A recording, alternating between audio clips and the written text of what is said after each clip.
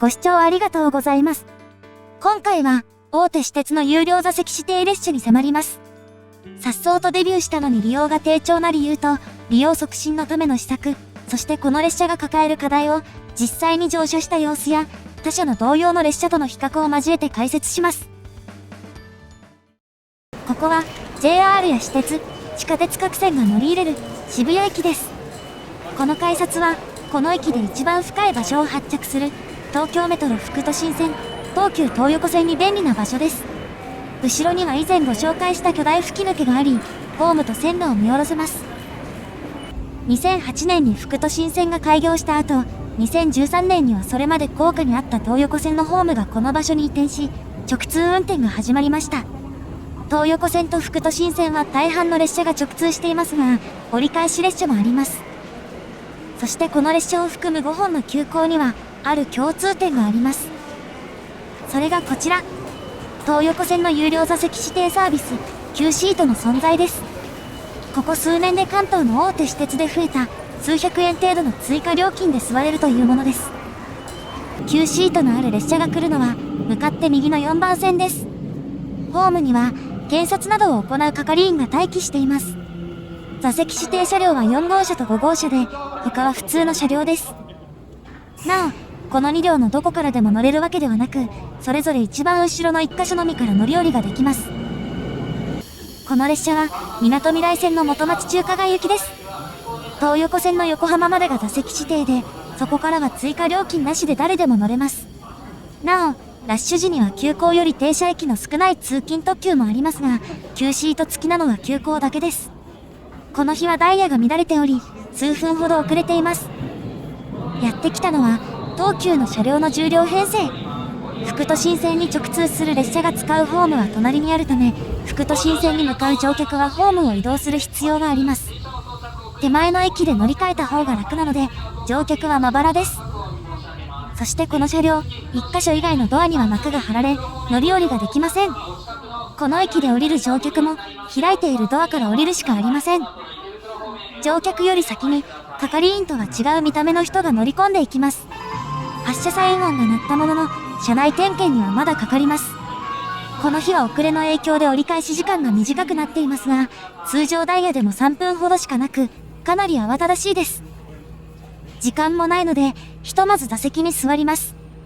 座席は元町中華街駅で下り向きにセットされているため、ここで転換する必要はありません。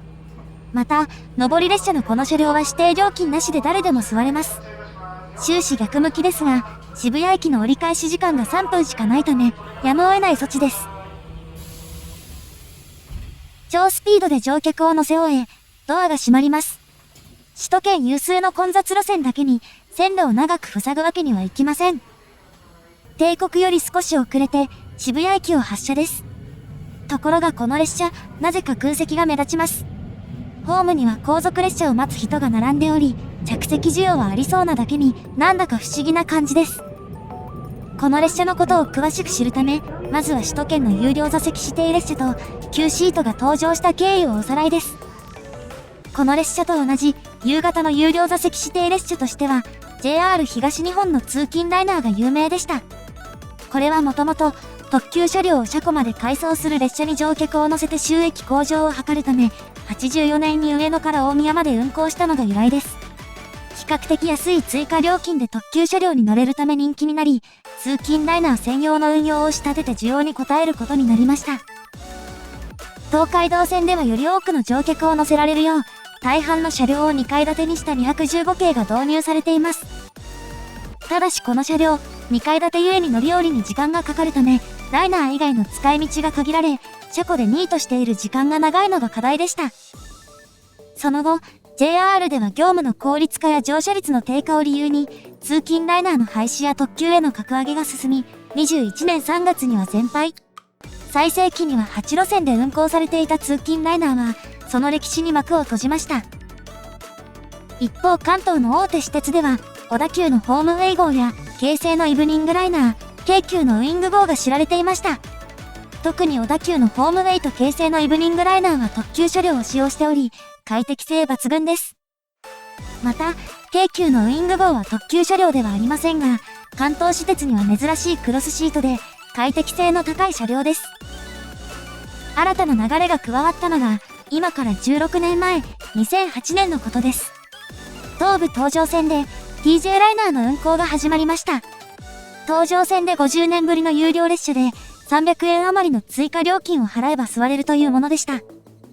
それまでのライナーと大きく異なるのが車両の作りです。特急列車などでの運用が基本だった他社の車両に対し、TJ ライナーで運用される5万90系では、座席の大半がクロスシートとロングシートの切り替え式でした。特急列車がない東上線でも車両の稼働率を上げられるよう、TJ ライナー以外では全ての座席をロングシートとして、一般列車としても運行できます。技術が進歩し、簡素な機構で座席を切り替えられる装置が開発されたことも大きかったようです。最初は座る場所を選べない仕組みでしたが、2019年には座席指定制に移行。消費税増税などに伴う料金変更を経て、今の追加料金は370円です。TJ ライナーのスタートから10年近く後、関東の大手私鉄各社が似たような機構を持つ車両を導入し、有料座席指定列車の運行を始めます。17年3月には、西武鉄道が主体の列車、S トレインの運行がスタート。TJ ライナーと同じく、クロスシートとロングシートを切り替えられる座席を備えた、西武4万系で運行されます。頭文字は西武の S ではなく、列車の特徴を表す言葉から取ったものです。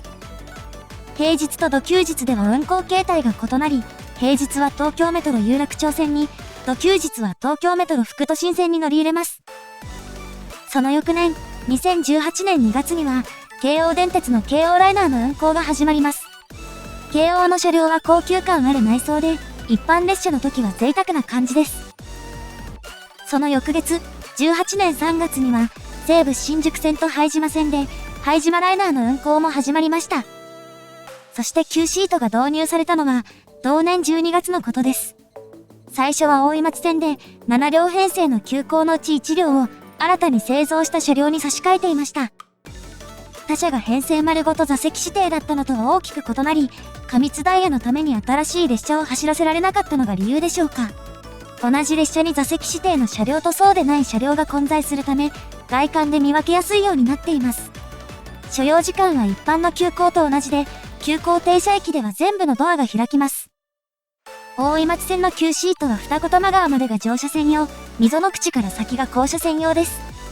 去年3月までは多摩プラザから先は誰でも乗れましたが、明確に区別されるようになりました。指定料金は一律500円で、大井町線の9シートは一定の成果を上げ、その後製造された車両にも連結されています。なお、2020年6月には、東武スカイツリーラインと東京メトロ日比谷線を直通する TH ライナーの運行が始まっています。東横線の9シートは22年10月に連結され、23年8月に座席指定列車としての運行が始まりました。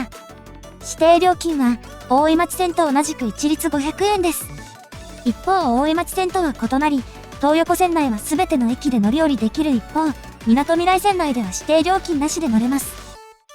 車両は大井町線の9シートとほぼ同じで、10両編成に2両連結されているのが特徴です。また、大井町線の車両とは分けられているため、オレンジ色の大井町線に対し、東横線は深めの赤色です。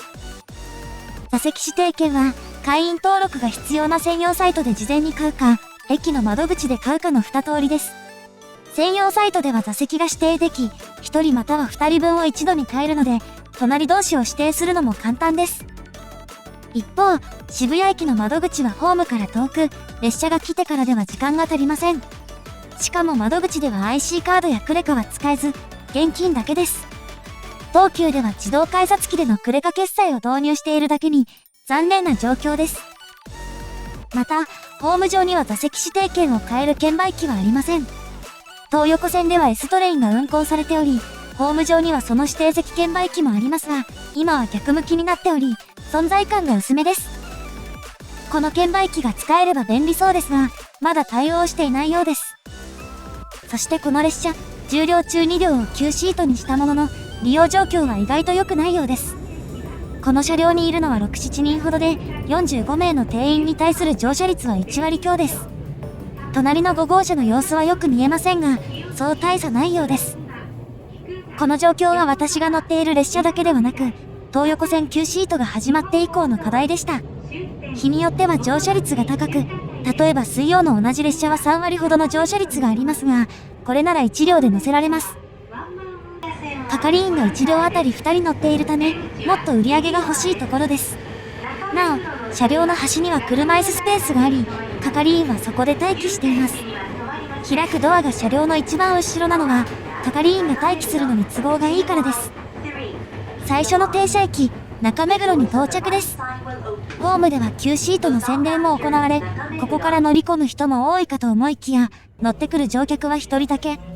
逆に、座席指定を知らない乗客が他のドアに移る光景が見られます。最速達種別の通勤特急ではなく、停車駅の多い急行でサービスを行っているのは、途中駅での利用機会を増やすためですが、それが活かされていないようです。ただし、東急も手をこまねいているわけではありません。乗車を急いだので映像がありませんが、このドリンクは車内で配られていたものです。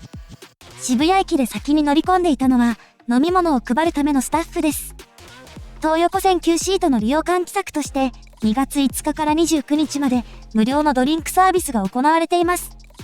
ドリンクは曜日によって異なり、月曜から水曜まではキリンの生茶リッチ 400ml、木曜と金曜はイミューズヨーグルトテイスト 500ml です。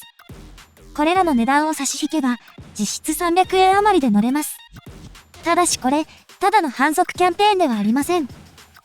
去年11月と今年1月には、指定料金半額キャンペーンが行われていました。大井町線のQシートは対象外で、東横線Qシートの苦戦が伝わります。一方、半額キャンペーンが終わると乗車率も下がってしまい、恒常的な需要を取り込むには至っていません。ドリンクキャンペーンで巻き返したいところですが、そもそも飲み物には好みもあるので難しいところです。また、ドリンクホルダーは座席の後ろについているため、45席のうち24席、53% でしか使えません。これが、肘掛けからテーブルが出てくる車両との違いです。学芸大学駅で、乗客が1人増えます。自由が丘では先行の確定を追い抜きますが、この駅では誰も乗ってきません。そして田園調布と多摩川に連続で止まり、東京と神奈川の境にある多摩川を渡ります。これら2駅でも乗り込む乗客はおらず、降りる乗客もいません。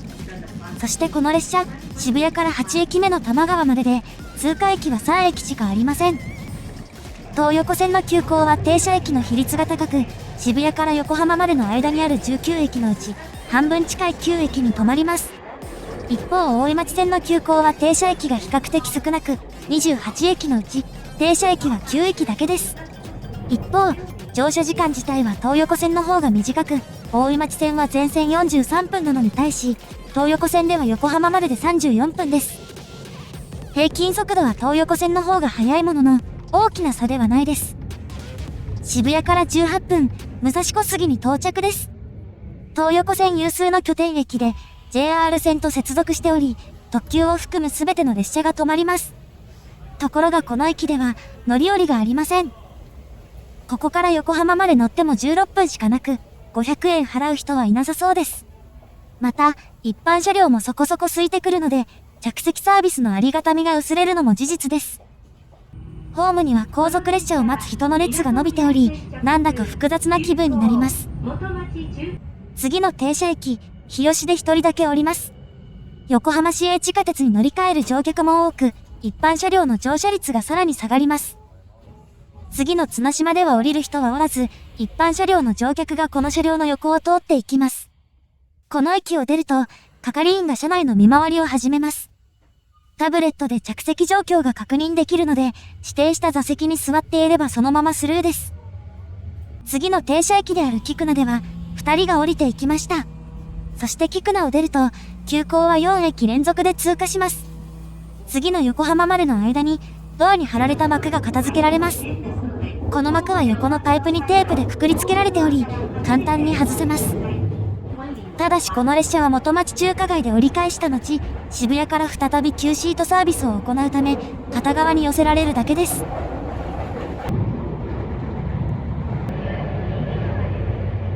渋谷から27分、横浜に到着です。ここからは誰でも乗れるからか、降りる乗客よりも乗り込む乗客の方が多いです。なお、係員の数は途中駅で1両あたり1人に減るものの、その1人は元町中華街まで転乗します。ほとんどの乗客が渋谷から横浜まで通しで乗っており、途中駅での乗降は思いのほか少ないです。この列車の乗り降りを見ると、学芸大学を除き、乗り降りがある駅は通勤特急の停車駅です。列車によっては異なる可能性がありますが、旧シートを急行列車で運用している意味が薄れています。また、他社の通勤ライナーは一番停車駅が少ない列車として運行するのが基本なので、その点でも見劣りしてしまいます。通勤特急で旧シートをやれば良さそうですが、通勤特急が副都心線からの直通なのが厄介です。副都心線内から座席指定とする場合、関連業務を東京メトロに委託する必要があり、調整が大変です。また、副都心線は反対側で、西部や東部とつながっています。夕方にこれらの路線を走る列車を運行しても空気輸送になるので、それらを巻き込むのは避けたいところです。追加のコストを許容して、始発列車を設定可能な池袋や新宿3丁目を始発とする判断は、まだ下せないようです。一方、2020年に登場した TH ライナーのうち朝の列車は、中目黒の一つ手前の恵比寿が終点です。これは中目黒が東急の管理駅で、中目黒まで運行すると乗客を案内する手間がかかり、東急の負担になるのを嫌ったからという説があります。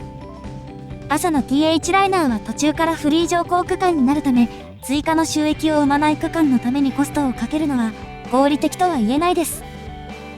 そして旧シートは、土休日に運行される S トレインより割高です。S トレインの指定料金は渋谷横浜間で350円で、500円の旧シートはちょっとお高いです。旧シートの利点は全席にコンセントがあることくらいですが、34分でどれだけの効果があるかは微妙です。一方 S トレインにはトイレ付き車両がありますが、旧シートにはトイレがないなど、プラス150円の割に、設備がいいのか悪いのか微妙です。ちなみに S トレインでは1箇所のドアだけが開くので、車内の温度変化も少ないです。そして500円という料金設定は、乗車距離を加味すると、他の関東私鉄と比べても割高です。旧シートの500円より高い路線では乗車距離も長くなり、乗車時間も長くなります。終点の元町中華街に到着です。時刻は20時18分。そしてこの列車は、平日夜に5本ある旧シートで、最初の列車です。最初の列車が始発駅を19時35分に出るのは、大井町線の旧シートが17時ちょうどから始まるのに比べ、かなり遅いです。同種の列車を比べると、京王ライナーの橋本行きが16時40分に始まるのを最初に、京王ライナーの京王八王子行きと東部の TJ ライナー、大井町線の旧シートが17時ちょうどに始まります。拝島ライナーが17時15分、S トレインは18時ちょうど、TH ライナーは18時2分です。一方東横線の旧シートは、私が乗った19時35分が最初で、スタート時間が遅いです。そして最終の時間も、他で最速の大井町線の旧シートが21時40分、S トレインが22時ちょうど、TH ライナーが22時2分と続きます。拝島ライナーは22時15分、京王ライナーの京王八王子行きは23時ちょうど、橋本行きは23時20分、TJ ライナーに至っては23時58分が最終です。一方東横線の旧シートは21時35分発が最終。始発が一番遅いだけでなく、最終が一番早いのです。車両が限られているため、本数や運行範囲を増やすのは難しいです。